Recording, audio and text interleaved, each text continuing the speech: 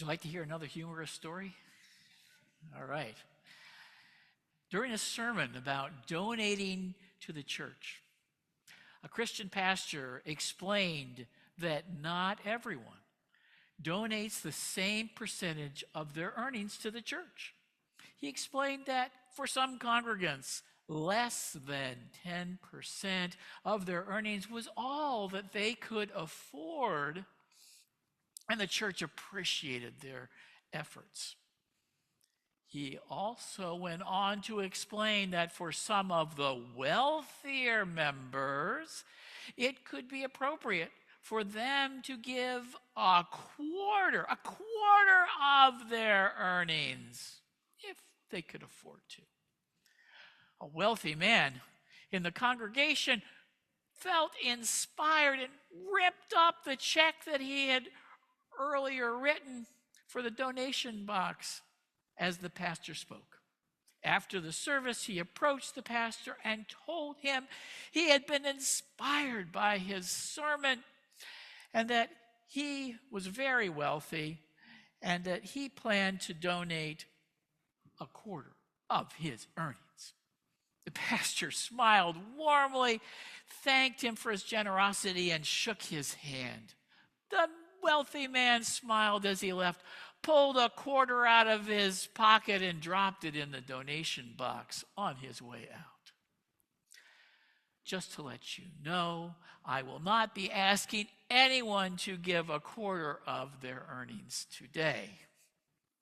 I give you the point of my message right now, so there isn't any surprise. This congregation is worthy of your financial support, and I encourage you to support it generously. Now for the persuasion as to why you should support it. You, members of the Fourth Universalist Society in the city of New York, are stewards of this building. This building is the one and only 19th century Universalist cathedral built as an enduring legacy of the founders of Universalism in New York City, that their religious faith might be preserved and live on. While we may not believe what they believed exactly, their faith in the inherent worth and dignity of each and every person, without exception, and in a God with a love so complete that it would never let us go and never be separate from us, that faith is a precious inheritance worthy to be passed on to future generations. The architecture of this building is a witness to that faith. This cathedral is just an empty shell without the living faith tradition embodied in the people in this congregation. It has been my great pleasure and joy getting to know the members of this congregation and witnessing how they embody Unitarian Universalism within these walls. It has been an honor and a privilege to work with your board of trustees, elected by you to care for your congregation and provide for its leadership.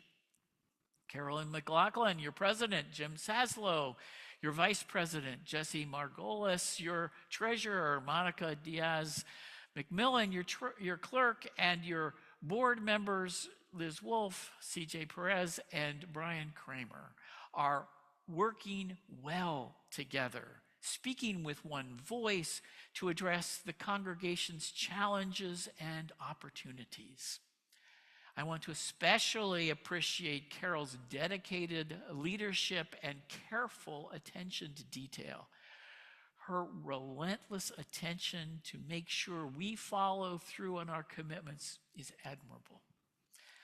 The board are all volunteers and limited in what they can accomplish.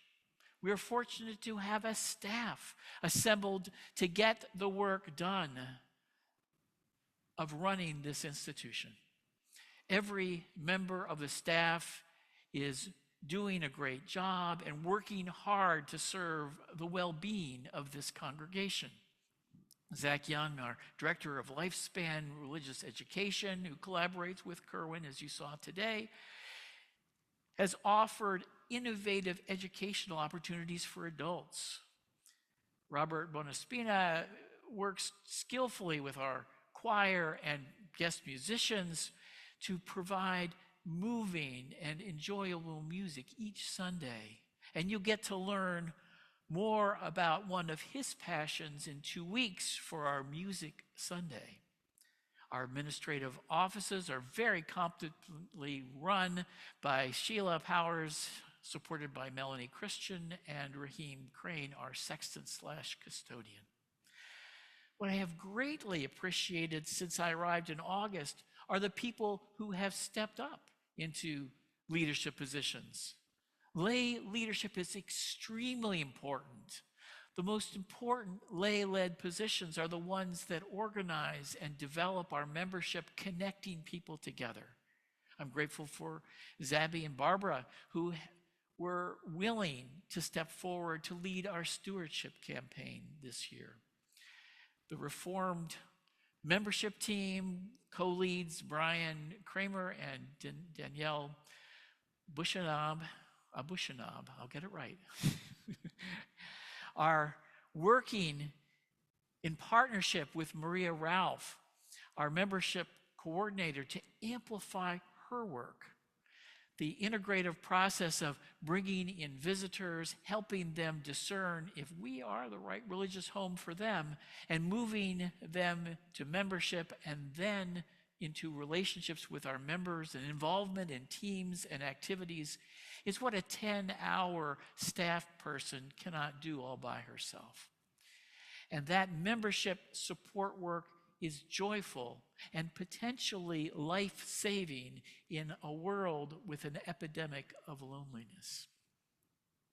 I'm so glad that much is going well on the inside of our congregation, because the world is falling apart in Washington, D.C. as President Trump and his henchman Elon Musk take a sledgehammer to our government.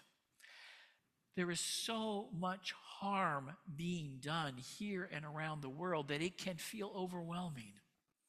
Fourth Universalist is not a large or even a mid-sized congregation. We have limited resources to apply and limited capacities for organizing. But we can be part of larger networks of advocacy groups like Unitarian Universalist Service Committee, local religious organizations such as Faith in New York, whose executive director you heard here from the pulpit 2 weeks ago. The Extinction Rebellion right now fighting greenwashing by fossil fuel companies. Beyond Plastics we've worked with in the past, especially single-use plastics. Voter rights advocacy, know your rights efforts to assist immigrants, protecting trans kids, and other initiatives we may not know are coming yet. When we advocate together, we build community and connection while putting our faith in action. And last but far from least, the extra financial burden the congregation will be facing is the search process for a new minister. Much as I'm enjoying being your interim minister, my contract with the board is for 2 years. I am here to hold things together while you do your search process, hopefully selecting a minister in April of 2026 and voting on that minister likely in May. The suggestions you've given to the person who called you for the search committee nominations will go to now next the nominating committee. They will put together a 6-person search committee for you to approve at your June annual meeting. Then in the fall, You'll be able to fill out a survey, attend focus groups, and talk to the search committee members about what you want in your next minister. They are not coming up with their own ideas. They represent you and want to know what you want in a minister. Their purpose is to find the right match between Fourth Universalist members and a minister who will be a good fit with this congregation. They are your agents. They will put together a packet for prospective ministerial candidates to look at that will come from you. They have you in their minds as they will be interviewing prospective candidates. When the search process is done well, they will find a great match, as they did with your last minister. Your participation in that whole process is crucial. So I hope you are catching a little of my enthusiasm for Fourth Universalist. You have a vital religious community. You have a lot to offer to New York City. You have a lot of potential to do great things. And there is plenty of room here for growth, for more people to join you. You are well positioned for significant growth for good, which is the name of the campaign. Next Sunday, I'll speak more about the spiritual benefits of generosity. Now, you can hear from your stewardship team about how you can participate. And I invite them to come up now to speak with you.